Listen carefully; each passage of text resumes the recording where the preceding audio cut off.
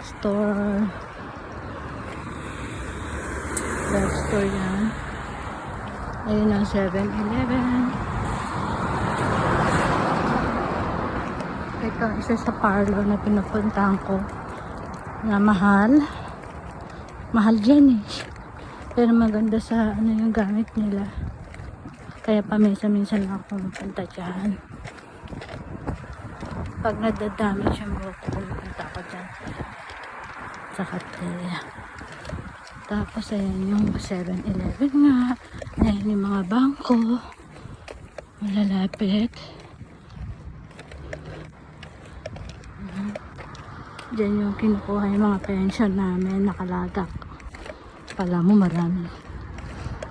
I mean, dyan yung nakalagak. Malapit lang. Dahil wala naman gaano. Pension. Walking distance lang siya yan dyan. Siya. Ito yung 7-Eleven. Punta ako sa ano, sa Comeri.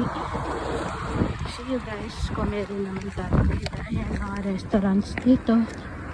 Yung shabu-shabu. Ano yung family restaurant na Gasto. Ayan. Doon naman yung Este Clinic. Bye muna. See you in Comeri.